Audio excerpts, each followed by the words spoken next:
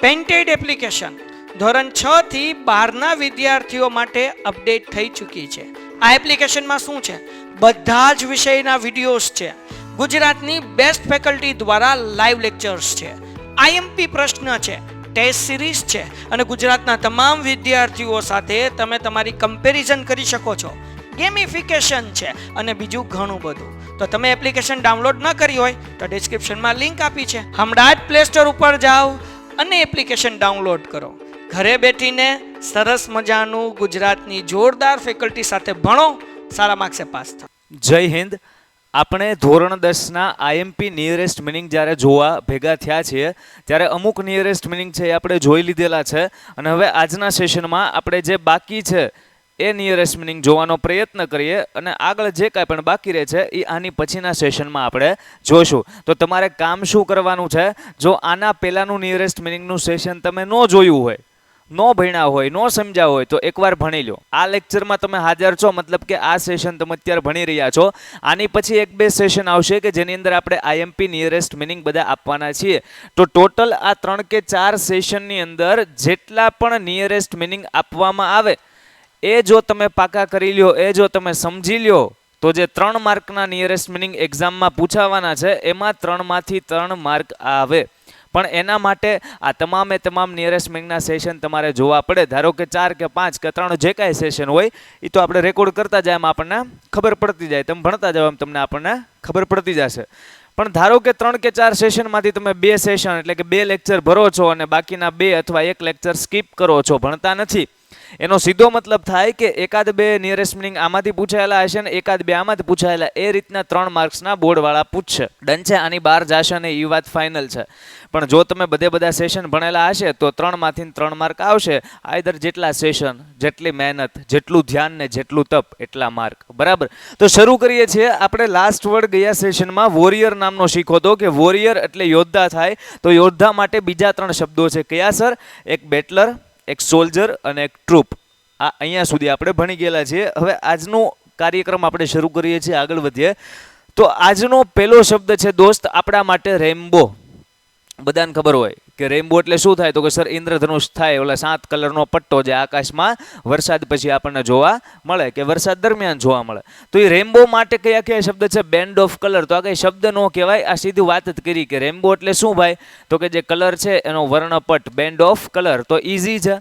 જો જે શબ્દો ઇઝી હશે, જે તમે ક્યાંક ને ક્યાંક સાંભળેલા હશે, એ સમજવામાં આપણે ખોટો ટાઈમ વેસ્ટ નહીં કરીએ. ઉપર છેલ્લો એની ઉપર ખાલી નજર ફેરવશું કે જેથી કરીને એ શબ્દ જો એક્ઝામમાં પૂછાય તો આપણે તરત બ્લિંક થઈ જાય. બરાબર? અને જે શબ્દ ટફ હશે એ સમજવામાં આપણે થોડોક વધારે ટાઈમ આપશું તો ન્યાય મળશે. હે ને?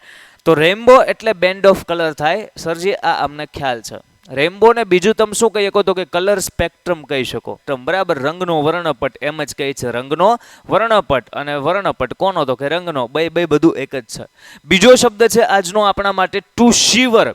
શિવર એટલે કાંપવું થાય, ધ્રુજવું થાય. શિવર એટલે શું થાય? ધ્રુજવું અથવા કાંપવું, ડરને મારે. બરાબર? તો શિવર માટે એક શબ્દ છે ટ્રેમ્બલ. ટ્રેમ્બલ એટલે ધ્રુજવું થાય. તમે ટ્રેમ્બલ બોલો ને તો તમારી જીભ છે ને એ તમારા ઉપરના તાળવા સાથે ટ્રેમ્બલ જ થાય. બોલો ટ્રેમ્બલ. અરે બોલો. હા, તો ટ્રેમ્બલ જ્યારે બોલો ત્યારે શું થાય? જીભ ધ્રુજે. એટલા માટે યાદ રાખો, શિવર એટલે એ ધ્રુજવું અને ટ્રેમ્બલ એટલે એ શું થશે? સરજી ધ્રુજવું. પછી શેક. શેક એટલે આમ હલાવવું થાય, પણ જ્યારે શેક કરો ત્યારે હાથ ધ્રુજતો હોય એવું જ લાગે ને. તો નિયરેસ્ટ મિનિંગ લેવાના છે, નહીં કે સિમિલર. એનો મતલબ કે નજીકતા દર્શક શબ્દો હશે. આ બધા અહીંયા જે હશે ને એ સમાનાર્થી ન હોય, પણ એની જેવું કાંઈક હોય આજુબાજુનું. બરાબર? તો ધ્રુજવું એટલે શિવર, ધ્રુજવું એટલે ટ્રેમ્બલ અને શેક એટલે ઓલમોસ્ટ ધ્રુજવું કહી શકો. અને વાઇબ્રેટ આ બધાને ખબર હોય. હે ને? મોબાઈલ છે વાઇબ્રેટ થાય, ઇટ મીન્સ કે એ શું થાય છે? તો કે ધ્રુજતો હોય વાઇબ્રેટ થતી વખતે. તો ઇઝી શબ્દ હતો ભાઈ આપણો બીજો. શિવર એટલે ટ્રેમ્બલ, શેક અને વાઇબ્રેટ. અચ્છા, દરેક શબ્દ છે એ તમારે પાકા નથી કરવાના દોસ્ત. તમને લાગે કે આ શબ્દ અઘરો છે, એ 2-3 વાર બોલીને પાકો કરો તો અલગ વાત છે. બાકી આપણું માનવું એમ છે કે દરેક શબ્દમાંથી એકવાર આપણે પ્રસાર થઈ જાય થ્રુ આઉટ, એમાંથી વીતી જઈએ તો શું થશે, તો કે એક્ઝામમાં ગમે ત્યારે શબ્દ કોઈ પણ ક્વેશ્ચન આપણને પૂછાશે તો જસ્ટ યાદ જ કરવાનું છે. હું તો કે આનો મતલબ શું થાય, અને આપેલા 4 ઓપ્શનમાંથી આના જેવો મતલબ કોનો છે, તેના આફ્ટર તમે રાઈટ આન્સર લખી શકો. તો ગોખવા કરતા, પાકું કરવા કરતા સમજવામાં વધારે આપણે ફોકસ કરશું. તો થર્ડ વર્ડ છે આજનો ટેરર. શું શબ્દ છે? ટેરર. ટેરર એટલે ડર થાય. ટેરર એટલે શું થાય? ટેરર એટલે ડર થાય. તો ડરને બીજું તમે ફિયર કહો છો. આ શબ્દ કોણે નો સાંભળ્યો હોય? બધા સાંભળ્યો હોય. બારીમાં આખા લેક્ચર દરમિયાન, ક્લાસ દરમિયાન બાર જ ઝાડવાન પંખીડા જોયા હોય, હે વાલમાઓને એણે સાંભળ્યો હોય સાહેબ ફિયર એટલે શું થાય, તો કે ડર. ટેરર એટલે ડર, અને ફ્રાઇટ, ફ્રાઇટ એટલે ડર થાય. તમને યાદ કરાવું, તમે આવું કંઈક લખતા ખબર છે ક્યાંક ને ક્યાંક, ફ્રાઇટન્ડ, ફ્રાઇટન. તો આ શું છે? એ ડરેલો વ્યક્તિ છે એટલે એને કહેવાય ફ્રાઇટન, ડરેલો વ્યક્તિ, પાસ્ટ ટેન્સ, ભૂતકાળમાં. બરાબર. તો ફ્રાઇટ ઉપરથી તમને શબ્દ યાદ રહી જશે. ફ્રાઇટ એટલે ડર, ફિયર એટલે ડર, અને ટેરર એટલે પણ ડર. પછીનો શબ્દ છે સ્લીમ. સ્લીમ એટલે પાતળું થાય. હવે તમને આનો અપોઝિટ એટલે કે વિરોધાર્થી પૂછો ને તો તરત યાદ આવે કે પાતળું એટલે સ્લીમ, તો જાડું એટલે તો કે સાહેબ ફેટ, હે ને? તો આપણે તો અહીંયા પાતળા માટેના શબ્દો જોવાના છે. તો પાતળા માટેના 2 શબ્દ છે. કયા છે? એક થીન છે અને એક સ્લેન્ડર છે. પાતળું છે ને પાતળું એને થીન કહેવાય, અને જાડું છે ને એને થીક કહેવાય. આ વાત આપણે લાસ્ટ સેશનમાં કરી દીધેલી છે કે પાતળું હોય તો એને થીન કહેવાય, અને જાડિયું હોય તો એને થીક કહેવાય. આપણે પાતળા માટે લખવાનું હતું, સ્લીમ માટે લખવાનું હતું, એટલે આપણે થીન લખ્યું. સમજાય? અને સ્લેન્ડર શબ્દ એક નવો છે, એડ કરી દો તમારા માઇન્ડમાં. સ્લેન્ડર એટલે પાતળું થાય. પ્લમ્પ, પ્લમ્પ એટલે બલ્કી થાય, ફેટિશ થાય, જાડિયું થાય, ભરાવદાર થાય. મારે કોઈકને કેવું હોય ને કે આનો ચહેરો તો ભરાવદાર છે, તો આપણે એને એમ કહેવાય કે હિઝ ફેસ ઇઝ પ્લમ્પી અથવા પમ્પી. એનો જે ચહેરો છે એ કેવો છે ભાઈ, તો કે એ પ્લમ્પી છે, એટલે કે ભરાવદાર છે, બલ્કી છે, ફેટિશ છે, જાડિયો, જાડિયો ટૂંકમાં. હે, સમજાય છે? અમસ્તા આપણે શબ્દ યાદ રાખવા માટે પ્લમ્પ, બલ્કી અને ફેટિશ બધું એક જ છે. શું આનો મતલબ થાય, તો કે સર ભરાવદાર ચહેરો હોય એને પ્લમ્પ ફેસ કહેવાય. બલ્કી એ જ છે અને ફેટિશ એ જ છે. પછીનો શબ્દ છે ઇન્ટેન્સ. ઇન્ટેન્સ એટલે તીવ્ર થાય. ઇન્ટેન્સ એટલે તીવ્ર થાય, સ્ટ્રોંગ થાય, શાર્પ થાય, તીક્ષ્ણ થાય. તો આ ઇન્ટેન્સના અધર વર્ડ કયા કયા છે? સેવર એટલે તે તીવ્ર થાય, એક્યુટ એટલે તીવ્ર થાય, અને શાર્પ એટલે તે તીવ્ર અથવા તીક્ષ્ણ થાય. તો આ શબ્દ બધા ઇઝી છે. કદાચ ઇન્ટેન્સ ઉપરથી બધું યાદ રાખી લો. તીવ્ર અથવા તીક્ષ્ણ કહી દો, સ્ટ્રોંગ કહી દો, વેરી સ્ટ્રોંગ કહી દો. તો ઇન્ટેન્સ જેવો બીજો શબ્દ કયો છે? સેવર. સેવર એટલે એ જ મતલબ, એક્યુટ એટલે એ જ મતલબ, અને શાર્પ એટલે પણ એ જ મતલબ. શું? તીવ્ર. એકવાર ફરીવાર Rambo, shiver, terror, slim, plump, intense. હું ઇંગ્લિશ બોલું ત્યારે તમારા મગજમાં ગુજરાતી શબ્દ આનો આપણે જે સમજાવ હોય એ આવવો જોઈએ. ઓકે, હવે હું ગુજરાતી બોલું છું. બરાબર. રેમ્બો એટલે ઇન્દ્રધનુષ, શિવર એટલે ધ્રુજવું, ટેરર, ટેરર, ટેરર, ટેરર એટલે એકદમ કંઈક ભય હોય, ડર હોય, એને ટેરર કહેવાય. સ્લીમ, યાદ કરો, સ્લીમ એટલે પાતળું કે જાડું? હાજી સર, સ્લીમ એટલે પાતળું. ડન છે. પછી પ્લમ્પ, પ્લમ્પ એટલે ભરાવદાર અથવા તો જાડિયું. અને લાસ્ટ વર્ડ જે આપણે અત્યારના લર્ન કર્યો એ છે ઇન્ટેન્સ. ઇન્ટેન્સ એટલે તીવ્ર અથવા તીક્ષ્ણ. પછીનો શબ્દ છે વોર્મથ.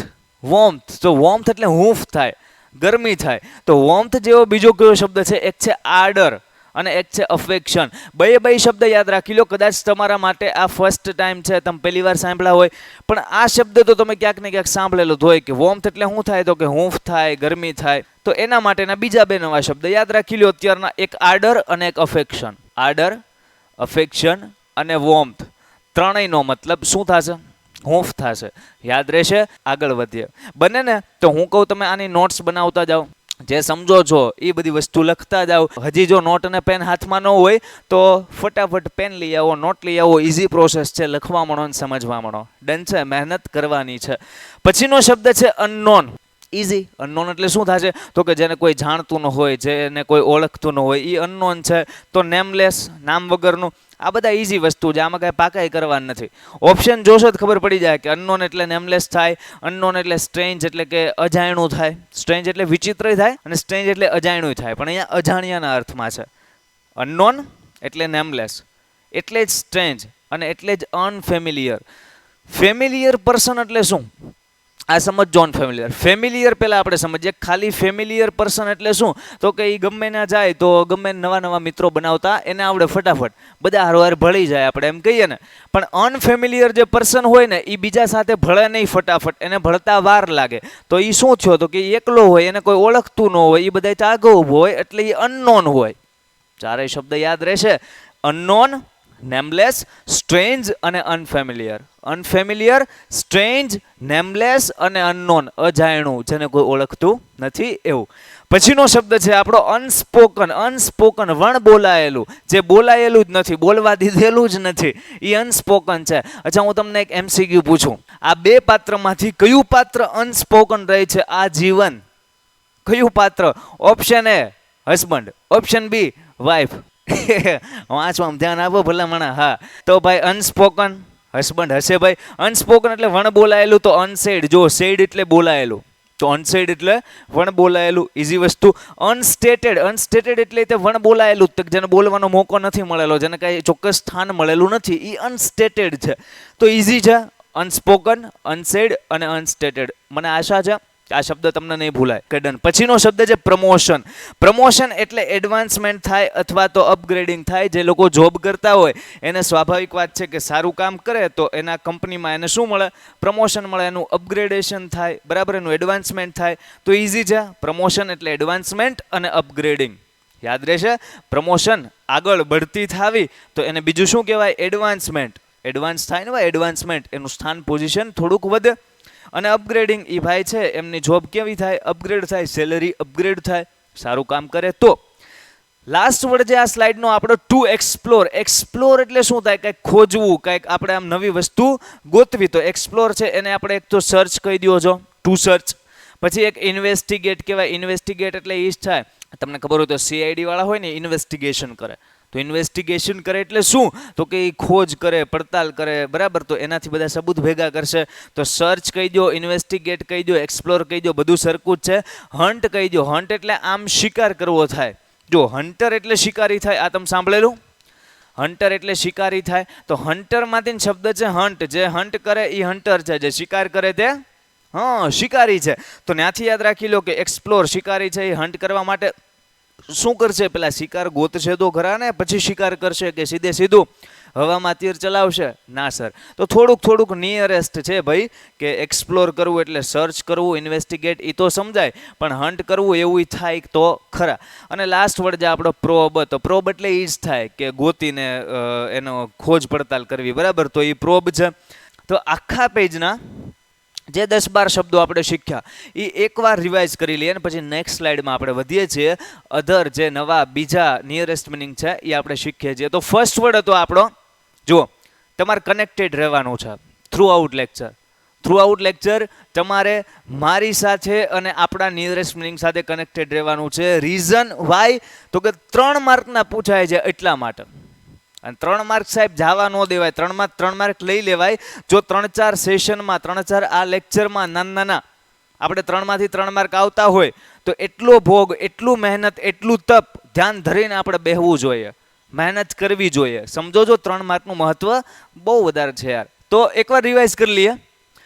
રેઇનબો એટલે ઇન્દ્રધનુષ, તો બેન્ડ ઓફ કલર ને કલર સ્પેક્ટ્રમ, આ બધું તમારે જોતું જવાનું, વાંચતું જવાનું. શિવર એટલે ધ્રુજવું, તો ટ્રેમ્બલ એટલે ધ્રુજવું, શેક એટલે તે ધ્રુજવું, વાઇબ્રેટ એટલે તે ધ્રુજવું. ટેરર એટલે ભય અથવા ડર, તો ફિયર અને ફ્રાઇટ એ એના નિયરેસ્ટ છે. સ્લિમ એટલે પાતળું, તો થીન અને સ્લેન્ડર એ એના નિયરેસ્ટ છે. એની પછીનો આપણો શબ્દ હતો કે પ્લમ્પ. પ્લમ્પ એટલે ભરાવદાર, તો બલ્કી અને ફેટિશ એટલે તે ભરાવદાર થશે. ઇન્ટેન્સ એટલે તીવ્ર અથવા તીક્ષ્ણ, તો સેવર, એક્યુટ અને શાર્પ એટલે પણ તીવ્ર અથવા તીક્ષ્ણ થશે. વોર્મથ એટલે હૂંફ થાય. આડર, અફેક્શન એટલે પણ હૂંફ થશે. અનનોન એટલે નો જણાયેલું હોય, બહુ ફેમસ ન હોય એવી વ્યક્તિ, તો નેમલેસ, સ્ટ્રેન્જ અથવા અનફેમિલિયર. અનસ્પોકન, અનસ્પોકન એટલે હસબન્ડ, તો મજાક કરું હે. અનસ્પોકન તો અનસેડ અથવા અનસ્ટેટેડ. પ્રમોશન તો એડવાન્સમેન્ટ અથવા અપગ્રેડિંગ. બોલતા જાવ છો ને હા.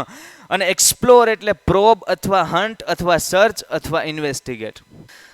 પેલો આપણો નિયરેસ્ટ મિનિંગ છે આ પેજનો ભાઈ ઓકેશનલ. ઓકેશનલ એટલે પ્રસંગોપાત થાય. કેવું થાય ભાઈ? પ્રસંગોપાત. ક્યારેક ક્યારેક, દરરોજો દરરોજ નહીં, પ્રસંગોપાત. તો એના માટેનો બીજો શબ્દ છે કયો છે? તો કે અનકોમન. કયો શબ્દ છે? અનકોમન. કોમન એટલે સામાન્ય રીતે, એટલે કે દરરોજ, પણ અનકોમન એટલે સામાન્ય રીતે નહીં, દરરોજ નહીં. તો દરરોજ ન હોય એને પ્રસંગોપાત કહેવાય કે ન કહેવાય? કહેવાય તો ખરા સર, બરાબર. તો ઓકેશનલ એટલે પ્રસંગોપાત, અનકોમન એટલે પ્રસંગોપાત, અને કેઝ્યુઅલ એટલે પ્રસંગોપાત. કેઝ્યુઅલ એટલે જે દરરોજ દરરોજ નો કામ થતું હોય પણ ક્યારેક એકદમ તમને નવાઈ લાગે કે લે આજ વાંચવા બેઠો, તો એ કેઝ્યુઅલ કહેવાય, બરાબર છે. તો યાદ રાખી લો, પ્રસંગોપાત એટલે ઓકેશનલ, અનકોમન અને કેઝ્યુઅલ. ઘણા વિદ્યાર્થીઓ આવું કરતા હોય, હે, એ પ્રસંગોપાત ઓકેશનલી વાંચતા હોય એટલે મમ્મી પપ્પા એને જોવે તો આમ હરખનો હમાય એમ કે આજ ભૂરો વાંચે છે, તો એ ઓકેશનલ રીડિંગ કરે છે, એ કેઝ્યુઅલ રીડિંગ કરે છે, એ અનકોમન રીડિંગ કરે છે. જો ડેઈલી બેઠતો હોય તો એટલો હરખ ન થાય, પણ આજ ભૂરાએ હરખ કરાવી દીધો એમ. પછીનો શબ્દ છે અગેન એન્ડ અગેન. વારંવાર વારંવાર વારંવાર. આપણે કહેતા હોય ને અગેન એન્ડ અગેન. કેટલી વાર તમને કીધું આ વાત? તમને સમજાણી કે ન? તો અગેન એન્ડ અગેન. સમજાય છે? તો અગેન એન્ડ અગેન એટલે ઓવર એન્ડ ઓવર, અથવા તો ફ્રિક્વન્ટલી, અથવા તો રિપીટેડલી. બધા શબ્દ તમે સાંભળેલા છે, બરાબર. Again and again. જેણે નો સાંભળેલા હોય એને અત્યારે સાંભળા ને હું બોલો ના પડે મારું બટું. ના સાહેબ અમે નથી સાંભળા. સાંભળો, ફરી વાર બોલો, લ્યો સાંભળો. અગેન એન્ડ અગેન એટલે વારંવાર, ફરીવાર, ઘડીએ વળીએ. તો અગેન એન્ડ અગેન માટે ઓવર એન્ડ ઓવર એક શબ્દ છે. એક રિપીટેડલી શબ્દ છે. રિપીટેડલી એટલે વારંવાર થયું. અને એક શબ્દ છે ફ્રિકવન્ટલી. તમારે ફ્રીક્વન્સી ઓફ એક્શન નામનું ફંક્શન આવે છે, બરાબર, જેમાં એડવર્બની વાત ક્યારેક થતી હોય. તો આ બધી વસ્તુ શું છે? Again and again, over and over, frequently અને રિપીટેડલી. એટલે ટૂંકમાં વારંવાર વારંવાર વારંવાર. આ બધાનો મતલબ શું કરીએ કહો? વારંવાર. પછીનો શબ્દ છે રોર. રોર એટલે ગર્જના કરવી થાય. સિંહ શું કરે સર? સિંહ ગર્જના કરે. શું કરે? ગર્જના કરે. તો એ રોરિંગ કરે છે એમ કહેવાય. તો રોર, ગ્રાઉલ અને હાઉલ, ત્રણે શબ્દનો મતલબ શું થશે? ગર્જના કરવી. યાદ રાખી લો, 3 શબ્દ. કયા 3 શબ્દ? એક રોર, રોડ નથી, રોર છે. રોર એટલે ગર્જના કરવી. ગ્રાઉલ અને હાઉલ તમારે યાદ જ રાખવાના, સિમ્પલ. આની અંદર કાંઈ ટ્રીક ન થઈ શકે. હાઉલ, ગ્રાઉલ અને રોર. ફરીવાર, હાઉલ, ગ્રાઉલ અને રોર. બોલવાનું છે. હા, મોઢામાં છે? થૂકો, ગુટકા, થૂકો. હા, મારે હારું બોલો. હા, હાઉલ, ગ્રાઉલ અને રોર. હારવાર બોલતા જાજો, બરાબર. ગર્જના કરવી એટલે રોર, ગ્રાઉલ અને હાઉલ. પછીનો શબ્દ છે આપણો ઇમિડિયેટલી. ઇમિડિયેટલી એટલે તરત જ. ઇમિડિયેટલી એટલે તરત જ. ભાઈ કેવું છે ઇમિડિયેટલી? જો શબ્દ બોલતા શીખો. ઇમી, અહીંયા સુધી ઇમી, અને આ ડિયેટલી. ઇમિડિયેટલી, તરત જ, ઇમિડિયેટલી. એટલે કે એટ વન્સ, એલ વન્સ નહીં, એટ વન્સ, તરત જ. In a flash, in a flash. Photo પાડતા હોય આપણે કેમ કેમેરો છે આમ કરીને આમ ઝબકારો થાય, ફ્લેશ ને તરત ફોટો છે એ પડે. તો ઇન અ ફ્લેશ એટલે તરત જ થાય, તરત. અને ઇન્સ્ટન્ટલી એટલે તો તરત જ થાય. ઇન્સ્ટન્ટ આપણે બોલતા હોય ને, ઇન્સ્ટન્ટ આને કામ કરી નાખ્યું, ભાઈ તરત કામ કરી નાખ્યું એમ. તો 4 શબ્દ તરત જ માટે અંગ્રેજી ભાષામાં એટ વન્સ, ઇમિડિયેટલી, ઇન્સ્ટન્ટલી અને ઇન અ ફ્લેશ. તો યાદ રહેશે? હાજી સર. પછીનો શબ્દ છે ઓવરફ્લોવિંગ. ઓવરફ્લોવિંગ એટલે તમે સમજો ઉભરાઈ જવું, એકદમ ઉભડકો આવવો. તો ઓવરફ્લોવિંગ જેવો બીજો શબ્દ છે એબ્યુન્ડન્ટ. કયો શબ્દ છે? એબ્યુન્ડન્ટ. ઓવરફ્લોવિંગ એ તમને આવડે છે. એને બીજી ભાષામાં શું કહેવાય, બીજી રીતના શું કહેવાય, એ એક યાદ રાખી લો. એબ્યુન્ડન્ટ. શું કહેવાય? ઉભરકો આવો, ઉમળકો આવો. એના માટે 2 શબ્દ, એક ઓવરફ્લોવિંગ અને એક એબ્યુન્ડન્ટ. આ યાદ રાખી લો, યાદ રાખી લો. સમજાય છે? અમુક શબ્દ હશે જે તમે સમજીને યાદ રાખી શકશો, અમુક શબ્દ છે એ તમે સીધા યાદ જ રાખી લો. કેમ કે ઓવરફ્લોવિંગ એટલે ઉભળકો ઉમળકો આવો થાય, અને એબ્યુન્ડન્ટ એટલે એ જ થાય. તો હવે આની કોઈ ટ્રીક ન હોય, એ તમે યાદ રાખી લો તો બેટર છે, બરાબર. આપણે ટાઈમ એમાં બરબાદ કરતા નથી, આગળ વધીએ. રસ્ટ એટલે સડી જવું થાય, કાંટ લાગવો થાય, બરાબર, એનું ક્ષારણ થવું થાય. તો રસ્ટ જેવું બીજો કયો શબ્દ છે? એક છે ડીકે અને એક છે ઓક્સિડેશન. તમારા સાયન્સમાં આ બધું આવતું હશે. સાયન્સમાં રસ્ટ ને ડીકે ને ક્ષારણ ને એ બધું આવે ને, કાંટ લાગવો ને. તો એ જ વસ્તુ છે. રસ્ટ એટલે તે ઈ, ડીકે એટલે તે ક્ષારણ થવું, કાંટ લાગવો, ને ઓક્સિડેશન થાય એટલે જ કાંટ લાગે. ઓક્સિડેશન થાય એટલે જ કાંટ લાગે. જે લોકોનું સાયન્સ સ્ટ્રોંગ છે અને એ ચેપ્ટર ભણેલા છે તો એ લોકોના મારી વાત સરળતા સમજાતી હશે કે રસ્ટ, ડીકે અને ઓક્સિડેશન ત્રણેય સેમ વસ્તુ છે સર. નેક્સ્ટ આપણો શબ્દ છે ફોરએવર. ફોરએવર એટલે હંમેશ માટે. ફોરએવર એટલે હંમેશ માટે, તો એના માટે અધર શબ્દ છે એવરલાસ્ટિંગ, ફોર ઓલવેઝ અને પરમેનન્ટ. કયા ત્રણ શબ્દ? ફોરએવર હંમેશા માટે. ફોરએવર એટલે શું થાય? હંમેશા. તો હંમેશાને બીજું શું કહેવાય ફોરએવર સિવાય? તો કે એવરલાસ્ટિંગ, શાશ્વત, અનંત, હંમેશ માટે. એવરલાસ્ટિંગ, એવરલાસ્ટિંગ અંત સુધી. ફોર ઓલવેઝ અને પરમેનન્ટ. ઓલવેઝ એટલે હંમેશા, એવરલાસ્ટિંગ એટલે હંમેશા, ફોરએવર એટલે હંમેશા અને પરમેનન્ટ હોય એનો મતલબ જ છો ને કે પરમેનન્ટ છે, હંમેશ માટે છે. તો ચાર શબ્દ હંમેશ માટે, પરમેનન્ટ, ફોર ઓલવેઝ, એવરલાસ્ટિંગ અને ફોરએવર. ડન છે. પછીનો નેક્સ્ટ આપણો વર્ડ છે ઇન્ટ્રોડ્યુસ. પરિચય આપવો. આપણે કહીએ ને ભાઈ તમારું ઇન્ટ્રોડક્શન આપો જોઈએ એટલે બોલવાનું ચાલુ કરે. મારું નામ સાહેબ આ છે, હું આ ધોરણમાં સમજો, એને ઇન્ટ્રોડક્શન કહેવાય. તો અહીંયા એ જ શબ્દ છે ઇન્ટ્રોડક્શન ઉપરથી કે ઇન્ટ્રોડ્યુસ, તમારી ઓળખાણ આપવી, તમારો પરિચય આપવો. તો એ ઇન્ટ્રોડ્યુસને બીજું શું કહેવાય? તો કે ટુ મેક નોન, કે ભાઈ તમે જે કાંઈ છો એ જાણીતા થાવ. ટુ મેક નોન, તમે બીજાને તમારી ઓળખાણ આપો એટલે ટુ મેક નોન અથવા તો ઇન્ટ્રોડ્યુસ કરો જેમ કહેવાય. અને ફેમિલિયરાઇઝ, તો ફેમિલિયરાઇઝ એટલે એ જ થાય. હમણાં વાત કરીને કોઈ અંજાણ વ્યક્તિ છે એ કોઈ ગ્રુપ ઓફ પીપલ પાસે જાય છે, કોઈક ટોળું ઊભું છે એની પાસે, અને આજે તરત બધાને ભાઈબંધ બનાવી લે છે, તો એ ફેમિલિયર વ્યક્તિ છે એવું કહેવાય. તો ફેમિલિયર ઉપરથી શબ્દ આવ્યો ફેમિલિયરાઇઝ. ફેમિલિયરાઇઝ એટલે શું થાય? તો કે એ એની જાતને ઇન્ટ્રોડ્યુસ કરે છે, તો જ ફેમિલિયર પર્સન કહેવાય ને. સમજાય છે? તો બે ત્રણ શબ્દ યાદ રાખી લો ઇન્ટ્રોડ્યુસ માટે. ઇન્ટ્રોડ્યુસ, ફેમિલિયરાઇઝ અને make non, to make non. Done છે. પછીનો આપણો શબ્દ છે એન્ટિક. એન્ટિક એટલે પ્રાચીન, પુરાણું, કોઈ એવો નમૂનો છે એને એન્ટિક કહેવાય. તમે જે વિચારો છો એ એન્ટિક નહીં. હા, સાહેબ ક્લાસરૂમમાં કહેતા હોય કે આ નંગ છે, નમૂનો છે, એ એન્ટિક નહીં. આ એન્ટિક એટલે પ્રાચીન, પુરાણું થાય. તો એન્શિયન્ટ એટલે એ પ્રાચીન થાય, અને બાયગોન એટલે ઘણા સમય પહેલાનું એકદમ પ્રાચીન વસ્તુ, તો એટલે એન્ટિક જ થાય. તો ત્રણ શબ્દ છે, એક એન્ટિક, એન્શિયન્ટ અને બાયગોન એટલે કે પ્રાચીન અથવા પુરાણી વસ્તુ, નમૂના. અને લાસ્ટ વર્ડ છે આ સ્લાઇડનો આપણો ફેસ. ટુ ફેસ એટલે સામનો કરવો થાય. આ ફેસ એટલે ચહેરો નહીં, ટુ ફેસ એટલે આ ક્રિયાપદ છે, એટલે ટુ ફેસ એટલે સામનો કરવો થાય. શું થાય? પ્રતિકાર કરવો થાય, સામનો કરવો. તો ટુ ફેસ એટલે કે to go up against. 10 go up against નહીં, 10 વાર એની વિરોધમાં નથી જવાનું. ટુ ગો અપ અગેન્સ્ટ કે કોઈની વિરુદ્ધમાં જવું, કોઈનો સામનો કરવો. અને ટુ અપોઝ, જો અપોઝિટ વર્ડ એટલે વિરોધાર્થી શબ્દ, તો ત્યાંથી શબ્દ આવ્યો અપોઝ. તો અપોઝ કયો, ટુ ગો અપ અગેન્સ્ટ કયો કે ટુ ફેસ કયો, બધાનો મતલબ શું થશે? સામનો કરવો અથવા તો પ્રતિકાર કરવો. અહીંયા બીજા 10-12 શબ્દો છે. જો હું ફરીવાર તમને લોકોને કહું છું કે નિયરેસ્ટ મિનિંગ જ્યારે આપણે ભણતા હોઈએ ત્યારે ફટાફટ એક પછી એક નવા શબ્દ આવતા જ જાય. હું ખાલી બોલતો રહું, હું છે એ અહીંયા ખાલી લીટા કરતો રહું અને સમજતો રહું, તો મને આવડતું હોય એ વધારે આવડે. સમજો છો ને, હું વધારે ને વધારે કાંઈક ને કાંઈક ડીપમાં સમજતો જાઉં સમજાવતી વખતે. પણ જો તમે ન બોલો, તમે લખતા ન જાઓ, એટલે કે આ સાઈડથી જેટલી મહેનત થાય છે એટલી આ સાઈડથી ન થાય, તો નિયરેસ્ટ મિનિંગમાં 3માંથી 3 માર્ક ન આવે, 3માંથી 1 2 આવી શકે. જેટલી આ સાઈડથી મહેનત થાય છે ને એટલી અમે અમારી સાઈડથી પણ કરશું. એક તમારું પ્રોમિસ હોવું જોઈએ યાર, એક વચન હોવું જોઈએ. અને આજે તો તમે લેક્ચર જોવો છો, એક્ઝામના એક દિવસ પહેલાં એટલે કે ઇંગ્લિશનો પેપર હોય એની રાત્રે અથવા બપોરે જ્યારે ટાઈમ મળે છે, એકવાર બધા સેશન સ્પીડમાં 1.5x અથવા તો 2x એકદમ સ્પીડમાં જોવા મળો, 2x જોવા મળો. હું તો કહું છું ફટાફટ થ્રુ આઉટ આ લેક્ચરને ગુજરી જાઓ. હું લેવા? તો કે આમાંથી જ કોઈ 3 શબ્દો આવવાના છે, અને જો એ ત્યારે બ્લિંક થઈ ગયા તો 3માંથી 3 માર્ક. એટલે કે જો તમારે 77 આવતા હોય તો સીધા 80 આવે. ફર્સ્ટ વર્ડ જે આપણો આ સ્લાઇડનો કાઉન્સિલર. કાઉન્સિલર એટલે સલાહકાર થાય, માર્ગદર્શન આપણને આપતો હોય એવડો એ વ્યક્તિ થાય કે આપણને કાંઈક ને કાંઈક સજેસ્ટ કરે છે. તો કાઉન્સિલર એટલે બીજું એડવાઇઝર કહેવાય. આ તમે સાંભળેલું હોય ને, એડવાઇઝ એટલે સલાહ આપવી થાય. તો એડવાઇઝર શું કરે? સલાહ આપવાનું કામ કરે. તો 2 શબ્દ સલાહ માટેના, સલાહ આપનાર માટેના, એક તો કાઉન્સિલર અને એક છે એડવાઇઝર. આઈ હોપ કે તમને ખ્યાલ હશે.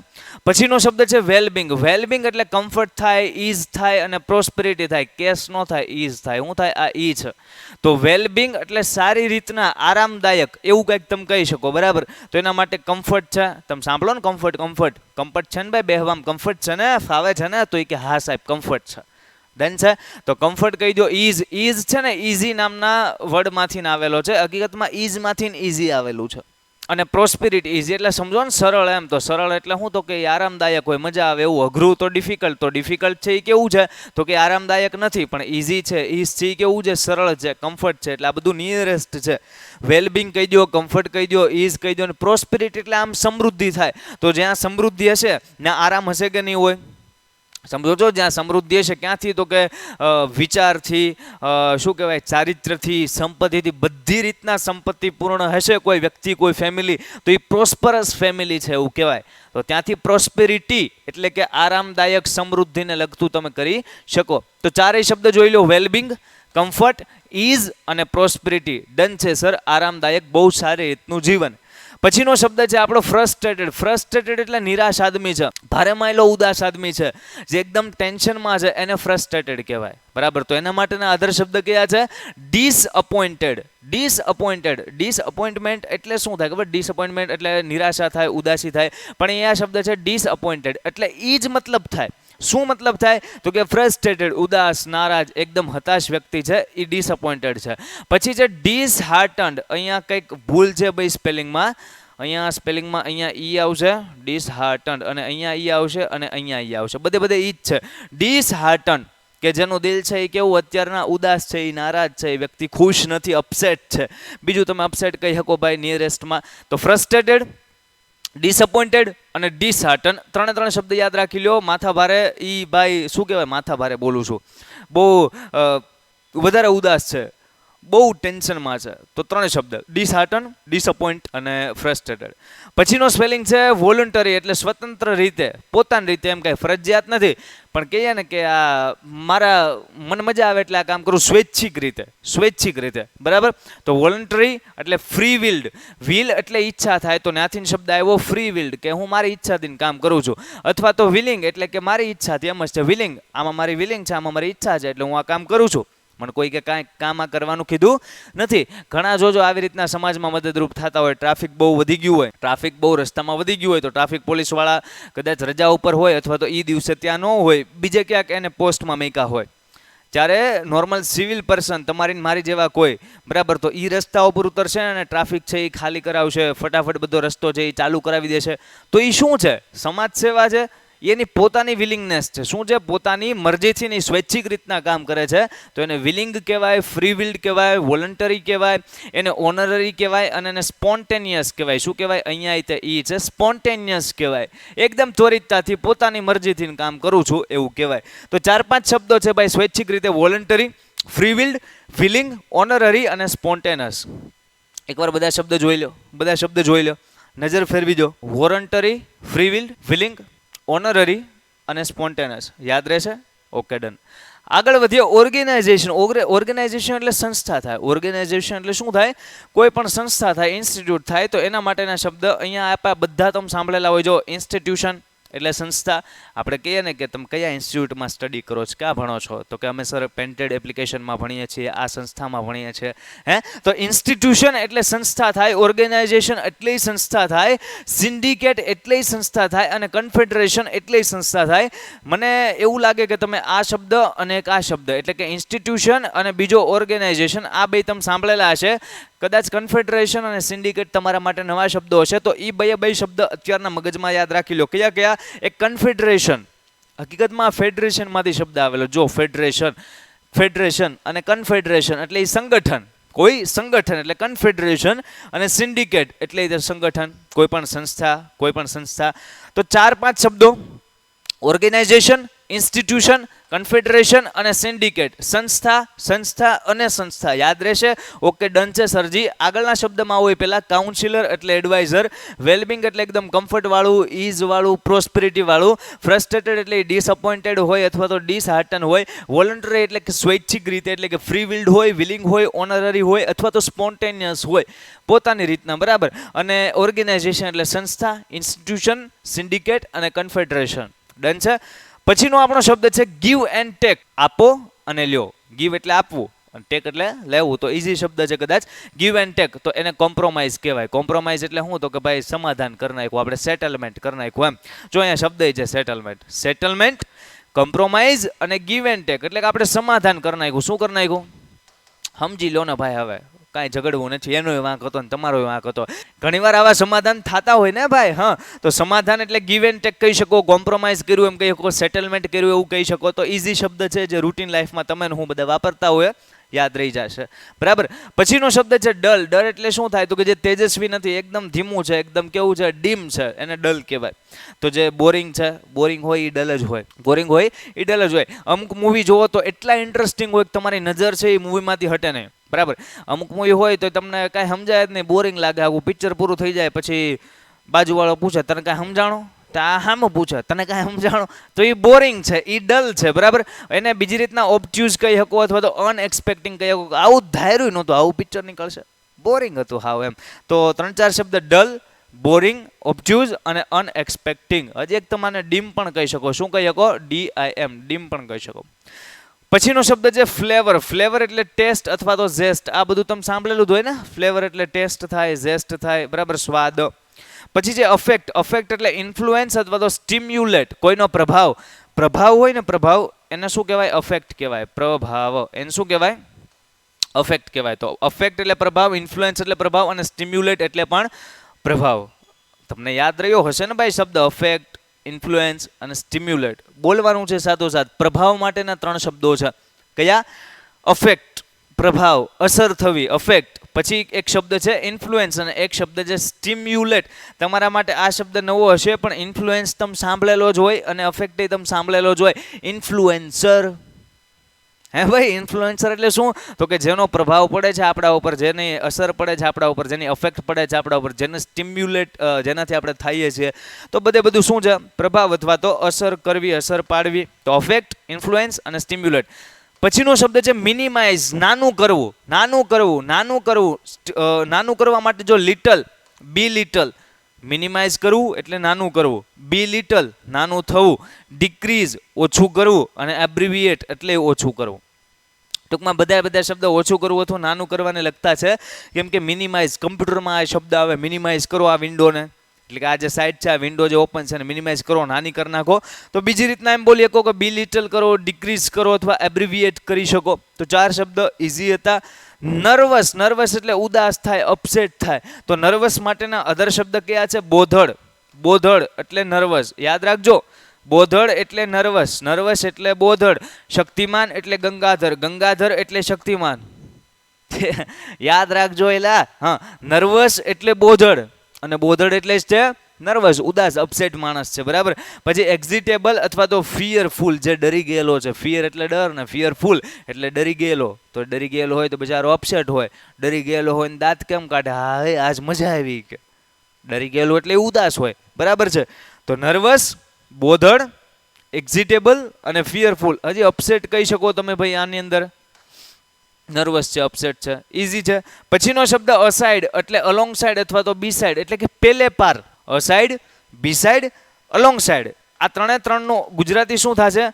પેલે પાર. નદી હોય અને મારે ઓલી બાજુ જવું હોય તો શું કહેવાય? તો કે પેલે પાર મારે જવું છે ભાઈ, મને બોટમાં બેહાડીને લઈ જાઓ. તો પેલે પાર માટે 3 શબ્દ કયા? બી સાઇડ, અલોંગ સાઇડ અને અસાઇડ. યાદ રહેશે? અસાઇડ, અલોંગ સાઇડ, બી સાઇડ. ડન છે? બરાબર. આશા રાખું કે આ પેજના 10-12 શબ્દો છે એ હારોહાર તમે સમજતા ગયા હશો, યાદ તમને રહી જતા હશે. બરાબર. નેક્સ્ટ સ્લાઇડમાં આપણે આગળ વધીએ છીએ. એકવાર શબ્દો બધાય જુઓ, 8-10 શબ્દો જે કાંઈ છે બધા શબ્દો જુઓ. એક છે એડજસ્ટ, એક છે પાર્ટિસિપન્ટ, એક છે ટાસ્ક, એક છે પર્ટિક્યુલરલી, એક છે રિલીફ, એક છે ટેન્શન, એક છે રિલેક્સેશન અને એક છે મેથડ. જો 8-10 શબ્દો જે અહીંયા લખ્યા હોય ને એ આપણે પહેલી નજરમાં જોઈએ તો 8-10 માંથી ઓછામાં ઓછા 5 આપણે સાંભળેલા હોય એવા આમાં હોય, એટલે ઇઝી વસ્તુ આપણા માટે થઈ જાય. જેમ કે હું તમને કહું એડજસ્ટ કરવું એટલે તમને ખબર પડે ને, એડજસ્ટ કરો, ગોઠવાઈ જાય વ્યવસ્થિત. બરાબર. તો એડજસ્ટમેન્ટ કરવું આપણે એવું બોલતા હોય. આપણે યુનિટી એક આવે ધ એડજસ્ટમેન્ટ, પણ એ અત્યારનું આવે, ધોરણ 12માં આવે. તો એ જ્યારે ભણશો ધોરણ 12માં તમે આવશો આજથી 1.5-2 વર્ષ પછી, ત્યારની વાત છે. પણ એડજસ્ટ એટલે તો એ યુનિટ ભણ્યા વગર એ તમને મતલબ તો ખબર જ છે ને. તો એડજસ્ટના સિમિલર સમજવા ઇઝી થઈ ગયા. પછી પાર્ટિસિપન્ટ એટલે તમને ખબર હોય તમે કોઈ સ્પર્ધા હોય એની અંદર ભાગ લ્યો તો એને શું કહેવાય? તો કે તમે એમાં પાર્ટિસિપેટ કર્યું છે. તો પાર્ટિસિપેટ કોણ કરે? તો કે સર પાર્ટિસિપન્ટ કરે. એટલે પાર્ટિસિપન્ટ એટલે સ્પર્ધક થાય, ભાગ લેનાર થાય, સમજાય છે? પાર્ટનર થાય. તો એ પાર્ટિસિપન્ટ છે. ટાસ્ક એટલે કાર્ય થાય. ટાસ્ક એટલે કાર્ય થાય ને, આપણે કહીએ કે તમને એક વર્ક આપું ચાલો, તમને એક કાર્ય આપું ચાલો, તો એ ટાસ્ક, કાર્ય, વર્ક, બરાબર. પર્ટિક્યુલરલી એટલે ચોક્કસ, આડેંધડ નહીં ભાઈ તમે તમે તમે નહીં, તમે જ તે ભાઈ પર્ટિક્યુલરલી, તો એ પર્ટિક્યુલરલી એટલે ચોક્કસ કહી દીધું આપણે, ડિફાઇનાઇટ કરી દીધું, બરાબર. રિલીફ, રિલીફ એટલે આરામ થાય, શાંતિથી, રિલેક્સ, રિલીફ, બરાબર છે. પછીનો શબ્દ ટેન્શન, ટેન્શન એટલે તમને ખબર પડે ટેન્શન એટલે હું, તો કે સાહેબ ટેન્શન એટલે એક્ઝામ, એક્ઝામ ટેન્શન નથી ભલામણા, એક્ઝામ આવે એ સારું, હું લેવા સારું, તો કે આખા વર્ષમાં જે વાંચ્યું છે એ ખબર તો પડવી પડે ને કે કેટલું યાદ રહ્યું છે, કેટલું સમજ્યા છીએ. આપણી પરીક્ષા ખાલી નથી, એમાં શિક્ષકોની પરીક્ષા છે. આપણા રિઝલ્ટમાં ખાલી આપણો હાથ ન હોય, સમજાય છે, આપણું રિઝલ્ટ કેવું આવે છે તો એમાં શિક્ષકોનો પણ કંઈક ફાળો હોય, આપણા માતા પિતાનો પણ ફાળો હોય, તો નાની અમથી કંઈક પરીક્ષા તો હોવી જોઈએ, ટેસ્ટ હોવી જોઈએ, બરાબર. તો એ ટેન્શન એટલે તમે સમજો છો, આપણે નિયરેસ્ટ હમણાં જોઈએ મિનિંગ એના. રિલેક્સેશન, રિલીફ, રેમેડી, હમણાં આવ્યો ને એક શબ્દ એને જેવો છે, રિલેક્સેશન, બરાબર, રિલેક્સ. અને મેથડ એટલે ટેકનિક, કાર્ય પદ્ધતિ, રીત, મેથડ, બરાબર. હવે આના બધાના સિમિલર આપણે જોઈ લઈએ ફટાફટ. તમે જોજો કેટલા બધા ઇઝી છે. હું લેવા, તો કે આ બધા શબ્દો તમે સાંભળેલા જ છે ને, એના જ સિમિલર, એના જ નિયરેસ્ટ આપણે શીખીએ છીએ. તો ફર્સ્ટ વર્ડ આપણો છે એડજસ્ટ કરવું, તો એને અડેપ્ટ કરવું કહેવાય, અક્લિમેટાઇઝ કહેવાય, એક્લિમેટાઇઝ. શું બોલશો આને? અક્લિમેટાઇઝ અથવા એક્લિમેટાઇઝ. અકલી મટાઈઝ, જે બોલો એકલી બોલો, અકલી બોલો, બોલો એકલા એકલા બોલો. હા, અક્લિમેટાઇઝ અને ટુ ગેટ યુઝડ ટુ, નાથી ટેવાયેલું હોય જવું, એડજસ્ટ થઈ જવું, એડેપ્ટ થઈ જવું, એક્લિમેટાઇઝ થઈ જવું. ચારે ચાર શબ્દ એક જ મતલબ સૂચવે છે. કદાચ તમે બે શબ્દ સાંભળેલા હોય કે એડજસ્ટ થવું અને ગેટ યુઝડ ટુ. આ ગેટ યુઝ ટુ તમે સાંભળેલું જ હોય ક્યાંક ને ક્યાંકથી, નાથી ટેવાઈ જવું અને એડજસ્ટ સાંભળેલું હોય. આ બે નવા શબ્દો હોય તો એ અત્યારના યાદ રાખી લો. કયા? અડેપ્ટ અને એક્લિમેટાઇઝ. ચાર શબ્દો એડજસ્ટ થવા માટેના, ટેવવશ થઈ જવા માટેના, સેટ થઈ જવા માટેના. કયા? પેલો તો એડજસ્ટ, બીજો શબ્દ ટુ ગેટ યુઝ ટુ, એ તમે સાંભળેલો હતો, ત્રીજો શબ્દ અક્લેમેટાઇઝ અથવા એક્લિમેટાઇઝ, અને ચોથો શબ્દ અડેપ્ટ કરવું. પછીનો વર્ડ છે આપણો પાર્ટિસિપન્ટ એટલે સ્પર્ધક અથવા ભાગ લેનાર અથવા તો હિસ્સેદાર. આન ઘડીક સાઈડમાં રાખો. પાર્ટ ટેકર કદાચ હોવું જોઈએ, પાર્ટ ટેકર કે જેણે પાર્ટ લીધેલો છે, પાર્ટ ટેકર, પાર્ટ લીધેલો, પાર્ટ ટેકર હોવું જોઈએ. પાર્ટિસિપન્ટ એટલે સ્પર્ધક થશે, ભાગ લેનાર થાય તો પાર્ટનર કહેવાય અને શેરર કહેવાય. કોઈ ધંધો હોય એમાં કોઈ વ્યક્તિ છે એ આપણો પાર્ટનર હોય કે ભાઈ 70% આપણું અને 30% તમારું ઇન્વેસ્ટમેન્ટ, 70,000 હું આપું, 30,000 તમે આપો, લાખ રૂપિયા ધંધો ચાલુ કરવી, તો એ આપણો હિસ્સેદાર છે. એટલે એનું શેરિંગ આમાં હોય. શું હોય? શેરિંગ આમાં હોય. એ આપણો પાર્ટનર છે, એ આપણો પાર્ટ ટેકર છે. પાર્ટ ટેકર છે કે નફો નુકસાન બેમાં આપણો પાર્ટ હરકે હરકો લેવું, તો પાર્ટ ટેકર છે. અથવા એ પાર્ટિસિપન્ટ છે કે એણે આમાં ભાગ લીધો. તો ચાર શબ્દો કયા? પાર્ટિસિપન્ટ, પાર્ટ ટેકર, પાર્ટનર અને શેરર. બધાનો મતલબ છે ભાગ લેનાર, બરાબર. પછીનો શબ્દ ટાસ્ક એટલે કાર્ય, વર્ક એટલે કાર્ય, જોબ એટલે કાર્ય, કોર એટલે કાર્ય અને એક્ટિવિટી એટલે કાર્ય. આને ચોરી નો વાંચતા, ચોરે નો વાંચતા, ચોર નો વાંચતા, ઇટ્સ કોર. શું લખ્યું છે? કોર. તો કોર, વર્ક, જોબ, એક્ટિવિટી અને ટાસ્ક, બધાનો મતલબ શું થશે? કાર્ય. ડન છે. પછીનો શબ્દ છે પર્ટિક્યુલરલી એટલે કે ચોક્કસ, સ્પેશિયલી આ છે, ઇન પર્ટિક્યુલર આ જ વસ્તુ, આ જ વ્યક્તિ, આ જ બાબત. ત્રણેય શબ્દ ઇઝી તમે સાંભળેલા છે. પર્ટિક્યુલરલી, સ્પેશિયલી અને ઇન પર્ટિક્યુલર. જો ઘણા બોલતા હોય ને સ્પેશિયલી, અને ઘણા છે એમ બોલતા હોય કે ઈ સ્પેશિયલી, તો ઘણીવાર આપણે એમ કહેતા હોય અને બોલતા નથી આવડતું ઈ સ્પેશિયલી, તો કાંઈ ઈ ન બોલવાનો હોય, સ્પેશિયલી બોલાય. તો એ વાત ખોટી છે. સ્પેશિયલી બોલી શકો અને સ્પેશિયલી બોલી શકો. સમજાય છે? સ્પેશિયલી વર્ડ છે ને સ્પેશિયલી વર્ડ છે, તો એ ભાઈ સાચું બોલે છે એને સુધારોમાં, બરાબર છે. પર્ટિક્યુલરલી, સ્પેશિયલી અને ઇન પર્ટિક્યુલર, બધાનો મતલબ શું? તો કે ચોક્કસ, આ જ વસ્તુ, ડેફિનાઇટ, બરાબર. રિલીફ, રિલીફ એટલે આરામ, રેમેડી, ઇઝ, હેલ્પ અને કમ્ફર્ટ. ચારેય શબ્દો તમે જોઈ લો, સેમ જ મતલબ થાય. રિલીફનો જે અર્થ થાય એ જ બધાનો અર્થ થાય. રેમેડી, ઇઝ, હેલ્પ અને કમ્ફર્ટ. હવે તમારે સમજતું જવાનું.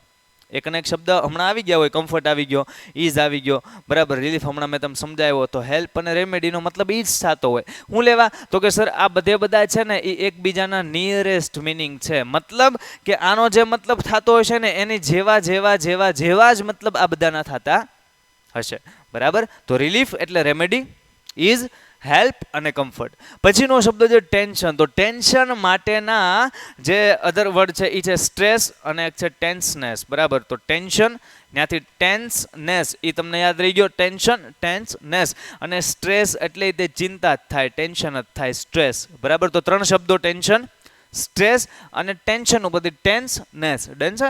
પછીનો આપણો શબ્દ છે રિલેક્સેશન. કયો શબ્દ છે? રિલેક્સેશન. તો રિલેક્સેશન આરામદાયક, આરામ તો રેસ્ટિંગ, લેઝર અને ઇઝ. જો ઇઝ એટલે કમ્ફર્ટ ને એવું તો થાય, તો હવે તમને ખબર પડી ગઈ. આરામ એવું બધું થાય, તમને ખબર પડી ગઈ. રિલીફ એવું થાય. તો આરામ હોય, રેસ્ટ કરીએ તો આરામ મળે. લેઝર એટલે આરામ જ થાય, રેસ્ટ જ થાય. તો એનાથી રિલેક્સેશન મળે કે ન મળે? આરામ કરીએ તો રિલેક્સ થાય ને. રિલેક્સેશન આપણા બોડીને, માઇન્ડને બે રિલેક્સ થશે. બરાબર. તો એ બધું નિયરેસ્ટ મિનિંગમાં આવશે.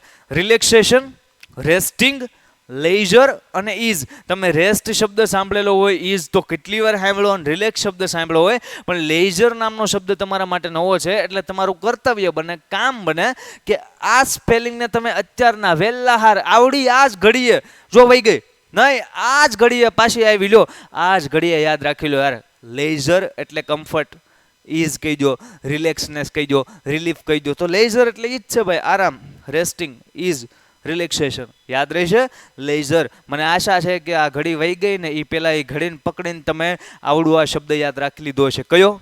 લેઝર. ડન છે. પછીનો વર્ડ છે આપણો મેથડ. મેથડ એટલે રીત થાય. બરાબર. મેથડ એટલે શું થાય? રીત થાય. પ્રોસિજર અથવા તો મોડસ ઓપરેન્ડી. તમારા શબ્દ યાદ નથી રાખવાનો, બીજી ભાષાનો છે. Modus operandi. હકીકતમાં એ જ એનો મતલબ થાય, પણ આ કંઈક અલગ આવી ગયું છે. મેથડ એટલે પ્રોસિજર, એવું યાદ રાખો. આ પ્રોસિજર જ લખ્યું છે. પ્રોસિજરનો સ્પેલિંગ તમે જુઓ ને તો આને પ્રોસિજર કેમ વાંચવું તમે કહો છો? તમે કહેજો મને આને પ્રોસિજર કેમ વાંચવું? આ પ્રો બરાબર, બરાબર. આ સી બરાબર, હાલો કે નહીં, સી, પ્રોસી. પછી આને જર કેમ વાંચવું? પણ આ જ અંગ્રેજી છે યાર. હે, શબ્દ લખો કાંઈક હોય, વાંચવાનો કાંઈક. આને વાંચીએ શું આપણે? પ્રોસિજર. શું વાંચીએ છીએ? Pro C. સી છે તને સી વાંચીએ જ આપણે, અને આને જર વાંચીએ છીએ, ડીયુ આર ઇન જર. તો આ નવાઈ છે. તો પ્રોસિજરનો શબ્દ એકવાર યાદ રાખી લો, સ્પેલિંગ. મેથડ એટલે જ પ્રોસિજર. ડન છે. આ સ્લાઇડના બધા નિયરેસ્ટ મિનિંગ જો. ખૂબ સરસ કહેવાય કે અહીંયા સુધીના કદાચ ને એકાદ કલાક થવા આવીએ છે. તો એકાદ કલાકના લેક્ચરમાં જેટલા આપણે નિયરેસ્ટ મિનિંગ આજે શીખીએ છીએ એ તમે સાથોસાથ પાકા કરતા જ આવજો. ઘણા શીખ્યા આપણે અત્યારના. બરાબર. તો એ સાથોસાથ પાકા કરતા જ આવજો. આનાથી આપણો વોકેબ પાવર પણ બિલ્ડઅપ થશે. એટલે કે શબ્દ ભંડોળ, જે અંગ્રેજીમાં જે શબ્દો છે એ નવા નવા શબ્દો આપણે જાણશું, શીખશું. એનો ઉપયોગ ક્યાં કરશું? તો કે ડે ટુ ડે રૂટીન લાઈફમાં આપણે બોલી શકીએ. કોઈક બોલે જ ખબર પડવી પડે તો સરસ વાત કહેવાય કે તમે હારવાર વોકેબ પાવર રીતે બિલ્ડઅપ કરતા જાઓ છો. જે હવે નેક્સ્ટ નિયરેસ્ટ મિનિંગ છે એ આપણે આની પછીના સેશનમાં શીખશું. તો એ સેશન જોતા પહેલા આપણી ચેનલના પ્લેલિસ્ટમાં તમે અત્યારના આ લેક્ચર જોઈ રહ્યા છો એના પ્લેલિસ્ટ સેક્શનમાં નિયરેસ્ટ મિનિંગ સ્ટાન્ડર્ડ 10 અથવા તો સ્ટાન્ડર્ડ 10 આઈએમપી નિયરેસ્ટ મિનિંગ કરીને એક પ્લેલિસ્ટ છે. એની અંદર બધા સેશન, બધા લેક્ચર નિયરેસ્ટ મિનિંગના છે. તો કઈ સેશન જોવાનું ચૂકતા નહીં. અને અત્યારે જે લેક્ચર તમે ભર્યો છે એ એકવાર રિવાઇઝ કરી નાખો. જે શબ્દ, જે નોટ્સ તમે બનાવેલી છે બધા શબ્દો એકવાર જોઈ લો. એટલે એક્ઝામમાં જો આમાંથી એક અથવા બે કાંઈ પણ નિયરેસ્ટ મિનિંગ વર્ડ પૂછાય છે તો એમાં આપણને વાંધો આવે નહીં. તો આજનું સેશન અત્યારે આપણે અહીંયા સુધી રાખીએ છીએ. જય હિન્દ. Painted Painless Learning.